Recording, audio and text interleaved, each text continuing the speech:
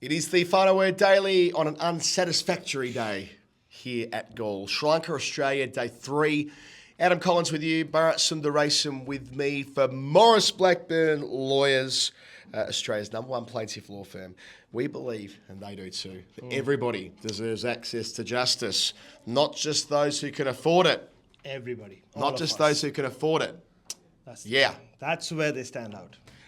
Baz, tell us about the truncated day in 30 seconds. Considering there are only 27 overs, I should do it in 27 seconds, shouldn't I? But maybe I'll try. So Sri Lanka resumed. Kamindu Mendes was nicked off early down the leg side. Mitchell Starc running in full steam. And then Kuhnemann struck for a second time in this test match. Dhananjaaaayaaaaa, bad error, left his crease too early. He was stumped. Sri Lanka lost 2 wickets. Dinesh Chandimal played a lot of shots, reverse swept. Lovely battle with Nathan Lyon. Steve Smith was having fun playing chess with his fielders and his bowlers. And then the rain came. Then it went. Then it came harder. Then it stopped. Then it rained harder and harder and harder. And play was called off with, I think, the ground staff doing more work than the cricketers. Yeah, with the ground staff, just after the restart was nominated, it was going to be 250, and they set a Herculean number of overs that were set to be bowled. The minute that was announced, the ground staff decided, no. And they started recovering the ground again preemptively, knowing there was a filthy cloud coming from the city end, and that's what ultimately dumped on all of us. And that's why the day only had 27 overs in it, all told. The moment of the day was Dhananjaaaaaaaa. It's like Jason Holder was actually here. Yeah, it felt like that, yeah. Telling him what he was going to do. Lost his head, lost his wickets. Alex Carey's 15th stumping in Test cricket, which is not for nothing given how long we were tracking his first. He had like 64, 65 catches before he registered his first stumping. But he's been very tidy, Carey. We haven't probably made enough of just how good he was at 24. Behind the pegs, all those various quirky statistical categories that keepers have around, not just dismissals per game, but per innings and also error rates. So they were all outstanding for Carey. And he looked like it was the easiest thing in the world, whipping the bails off from Kuhnemann. I suppose it was, but still, you've got to do it. And that was, Dhananjaaya's brain explosion, which was the 5th wicket to fall.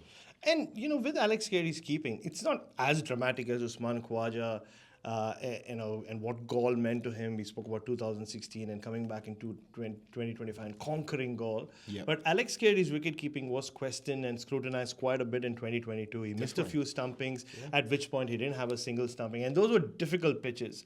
And it was his first time on ranked turners. Pakistan, the ball barely turned. Even if it did, it was so slow. And he did pretty well then. We all sang praises of his wicket-keeping earlier that year. But he came here and it was not easy. 6 or 7 months later when we were in India, his keeping had gone through the roof. He'd really worked hard. He'd worked a lot with Tim Nielsen and anyone else. He'd even worked a bit with Ian Healy, and you could see how far he had come as a wicketkeeper. And he hasn't looked back since. His batting has gone up and down. He had a good summer here. He made that 90 in Christchurch to take Australia home. But his keeping has remained consistent and consistently good. So you're right. I mean, we often come to these parts and see a keeper pull off a stumping and go, yeah, it's standard. But think about it. He's barely kept to spin for a while now. I mean, because Nathan Lyon barely bowled. In New Zealand, Nathan Lyon bowled, but so difficult, different conditions. So the last time he would have kept in anything like this, much like Kuhnemann and Murphy, is back in India with their bowling. Back in India 2 years ago. Back in indoor, really, isn't it? Yeah, so really impressive from Alex Carey already. So that was the 5th wicket to fall, with score was on 107 at the time. They put on 29 unbeaten between Dinesh Chandimal and Kusal Mendes.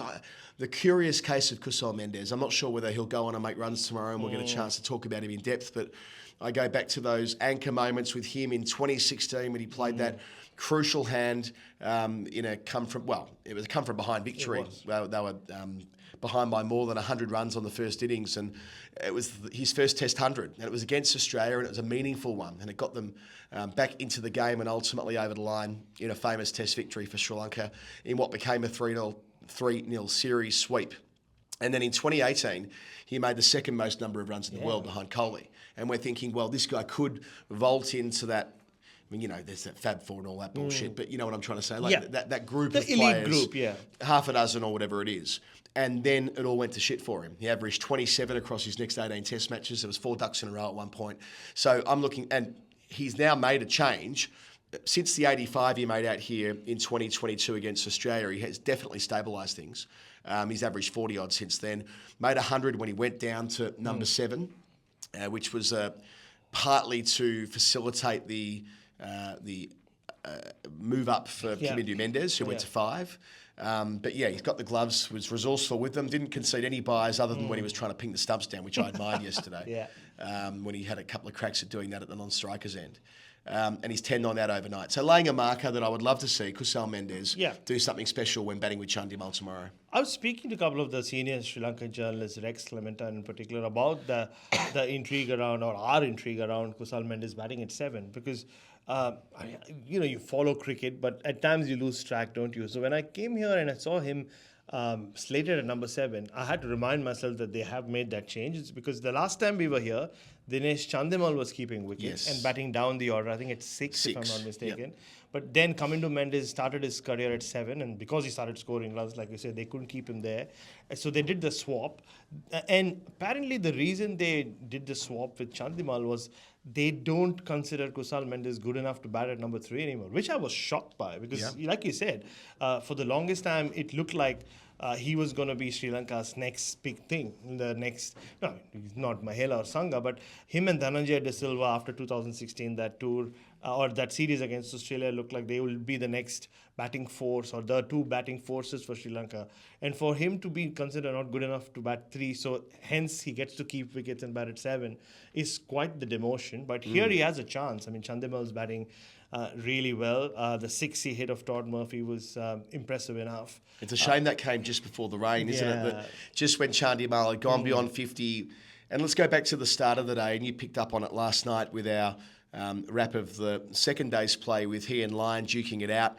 They did so again this morning. I think we were on comms together for much of that on radio. And the way Lyon was operating around the wicket to him, he was beating the bat with that one to go straight on. I'm ever impressed by the way that Lyon can control when he goes on with the arm and hits the shiny side or not. That definitely wasn't part of his game in 2016, which Lyon's spoken about in great depth, needing to learn how to bowl ugly. And that proved a big part of his success in Asia in 2017, in both Asia, in both India and more notably in Bangladesh when he took 22 wickets in 2 test matches. But all these years on, when he's become such a force in Asia, 141 wickets in this continent Lyon's taken, and so many of them have been with balls going straight on. And that was the kind of that was the contest that was up for Chandimal. How could he make good decisions to balls that were either turning quite considerably with the more conventional off break, and the ones from the same action that were going straight on with the arm? And when he realised that he was not going anywhere fast playing conventionally, he turned to the reverse, as players do these days, and it worked a treat. It did. He pulled off 2 really good reverse sweeps. I think he tried one late last night, and he looked we ended up in such an awkward position. Even Nathan Lyon had a wry smile on his face. But he clearly came out with a game plan, and he didn't want to get stuck in his crease because they had leg slip, with Bo Webster there as leg slip, leg gully, keeper's left hand, everything covered, right? And a bit of short leg as well. He could stand there and reach out and tap Pat Travis Head on the back just to mess around with him. That's how tall he is and as long his arms are. So, and there were a few balls which went in that direction. Thankfully for Chandimal, nothing off the bat or glove. And every time he played him off the crease, you could see he was not comfortable. And Nathan Lyon played around with him as well, around the wicket, over the wicket. One over where he really troubled him from over the wicket, almost had him LBW, and then the next over he went around the wicket. But Chandimal, to his credit, will claim that, or can rightfully claim that today's battle, even though it was 27 overs, went his way, partly anyway. He's still out there and he did score runs. And he's a classy player, isn't he, Adam? I was watching him just practice the other day in the nets, hitting some cover drives, and you kind of forget with these Sri Lankans, because you don't see a lot of them anymore very regularly on TV, especially in Australia. You forget that they have some classy players. And just on Kusal Mendes being we've been confused with him going up and down the order. I'm also a little confused with just Kusal Mendes, because I've been bumping into him in odd places and he's always by himself. So we went out for dinner just before you came, Dan Cherney and Jasper Bruce, who's been a great tourist so far. And he was just sitting by himself in the Dutch hospital having dinner. The next day, which would have been the eve of the test, I bumped into him in the supermarket, again all by himself. And it led me to asking the Sri Lankan journalists if he's unpopular and he doesn't have friends in the team.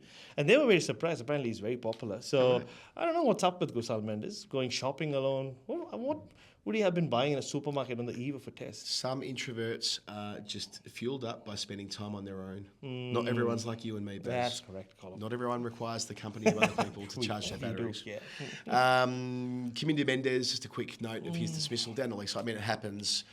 Stark's record in Sri Lanka just gets better and better. 31 wickets at better than 17, so he goes beyond Wasim Akram now as the most successful bowler for wickets taken by a foreigner in Sri Lanka. So plenty more to go, both in this match, 15 of them, and indeed next week as well for Mitchell Stark to get busy, as I'm sure he will wish to do. Baz, that might be the right moment for us to move to the Final Word Hall of Fame. Yeah. All right, this is the Final Word Cricket Podcast, a relatively brief one tonight because there was only 27 overs of cricket played with Sri Lanka trailing by 518, having added 92 runs this morning and losing 2 wickets. Our Hall of Fame is brought to you by Cbus Super. Cbus Super, an award-winning fund due to its strong returns year after year, including an average 8.87% annual return on the Cbus MySuper default account. Combined with competitive fees, Cbus is there to benefit members. Costs are kept as low as possible, with profits going to members, not shareholders. And now you save more because the admin fee has been recently reduced as well. So we said off the top when talking Morris Blackburn, there to look after working people. So not for it to be prohibitive if you don't have mega bucks, if you need legal support. Cbus, same energy, same spirit. cbussuper.com.au. Get your super sorted out this year. And one of the best TV adverts going around right now. I love my Cbus Super TV ad. I turn up the volume and I tell Isha every time they are proud sponsors of the Final Word. She has no idea what I'm talking about, but most times she doesn't. So. And their past performance is not a reliable indicator of future performance, as we are legally bound to say. Final word moment of the day. We're a bit light on for these in all probability. I would say the ground staff for their preemptive strike, just when everyone was getting quite excited about getting back on. I can only imagine what they were saying to each other because they just finished the elaborate process of getting all of the covers off the ground. You can probably see if you're watching on YouTube how it's set up here with the hundreds of tyres and that type of thing. Just having got through the first downpour, all the covers off, ready to roll, restart time. No more than 3 or 4 minutes have elapsed. But when they have to start going through the whole process again, and it's a race against time because the clouds are brewing. I can imagine what those ground staff were saying to each other. I mean, for fuck's sake, any danger? Any fucking danger? There was one group in particular who refused to take the covers off completely. They were just below the Sri Lankan dressing room. And everybody else had been forced to put the Toblerone back, to put the boundaries back. And they said, no, we're not doing it. Because from where they were stood, they could see the clouds coming. But it's such an elaborate process, but step-by-step process, isn't it, to cover the ground. The covers start coming from all directions. And even the way they fold it, there's not one single gap that's let so that there's no water goes through. And then the tires come. And then the tires are placed in very, in a specific fashion. And even when they take it off, the tires go and and for long periods today, the Galle International Stadium looked like a tire yard. And at one point, just when Australia thought there will be resumption of play, Nathan Lyon was one of the cricketers who would come out there. He was just going past. I just clicked a picture of him because he was just chatting with a few people, stood next to a bunch of tires, and it could well have been Nathan Lyon just buying a spare tire. Maybe. Why not? You know what I'm up for? A Galle Olympic bid. Why? Because I want the opening ceremony here to be the putting on of the covers. That would be so good. It'd be reminiscent of the Moscow 1980 flashcards. Having I don't know what year we'd want Galle to get. Maybe Galle 2032. No, 2032 is Brisbane. 2036 is Ahmedabad. Don't say it yet. Yeah, I mean, they're very close. It's Saudi Arabia, I reckon they're going to get it as well, don't they? Oh, really? Ahmedabad and Saudi Arabia. Well, you choose. Yeah. 2040. Oh, no, then we can't keep it in Asia. 2044. 2044. I don't even want to think of how old we'll be, but 2044. Olympic Games to Galle. make it happen. Yeah, at the fort. Like, yeah, it'll be so cool. Yeah. Oh, fencing at the fort. Fencing on top at of the fort. Where they had the, what was that presentation going up there this morning? Yeah, I I all the didn't Sri Lankan flags. I never got to the bottom of that. Yeah. It's quite lovely. It did. They were all dressed in white. It looked like a Buddhist ceremony to start with, is what someone said. They're all holding the Sri Lankan flag. But there's always something happening. Yesterday there was a marching band. And speaking of someone who's always here, and we both have become big fans of him, is the Lion mascot. Oh, yeah. The poor old mascot. How was he asked to? It was bloody hot this morning. It was 34, but on the Tony Gregg weather wall, it would have said 34 real temperature. It feels like 44. Oh, easily. It was beating down. Yeah. And in our tent upstairs. Yeah. Our shambolic commentary tent upstairs. But by the way, I mean, some people are watching this on YouTube might think we've really done well for ourselves. We've gone from the tent to a... No, we haven't. No, we haven't. It's a work in progress. It is. When we got water all over our equipment today, I mean, I don't want to use this as a platform to start getting stuck in on this, but maybe I will tomorrow. We'll see. Yeah, we were almost flooded in the box. And just on that mascot, yesterday there was a point, Adam, yesterday was humid as well. The mascot got a little delirious. Australia just got to 600. And all the Australian waves of flagging, flags were waving, and the mascot started swinging the Sri Lankan flag. I think at that point the mascot officially signed. Lost the plot. Just lost the plot. Can you imagine that? Yeah, they should enter the mascot an honorary entry into the T20 Blast. That'll be final so cool. stage. He deserves it. The Sri Lankan Lion, get him in there. Baz, that has been the final word. Thank you as always for your contributions. I hope tomorrow's a more crickety kind of day. Thank you for watching and listening to all of our reviews and engaging with what we do on social media. Following us on Patreon. We're doing the double dailies at the moment with Jeff and Iz at the G, and obviously we're here at Gaul. That's not easy to do, and nor is it profitable for us to do it this way. What makes it all line up is the fact that we have our patrons with us who support us and make it all possible. And we still want to get to Murali's 800 before we leave Sri Lanka in about 12 days from now. So if you've thought about contributing to the final word in the past in this way, well, the benefits are vast. You get to be part of our Discord community with about 500 or so other rugged individualists, but really some of the nicest people you'll ever meet. You get priority access to the cricket team. You can play with us on that front. You get access to pre-sales for our live shows, discounts on that, discounts on merch I think we had going at one stage. If we don't, we will. I'm happy to do that. Got plenty of T-shirts to sell, as always. The point is, though, mostly is that you get to be part of our community, have your story told on Storytime, our history program, and be part of something special. So I would say that because it's our community. It feels very special, though. It is. It is special. It's a family. Like, we've built a family all around the world. It's not just Australia, England, India, and just cricketing nations. We were in the US, and we were bumping into so many of our fans. How lovely was that dinner we had in New York? Remember all of us in Long Island? We were really lucky to have the things that we have with our crew. So become part of that. Patreon.com/The Final Word. Watch Jeff and Iz do their thing at the G at Stumps tonight. Annabelle Sutherland probably on $1 million by that point. And we're going to go and nip into the fort. Good night. Good night.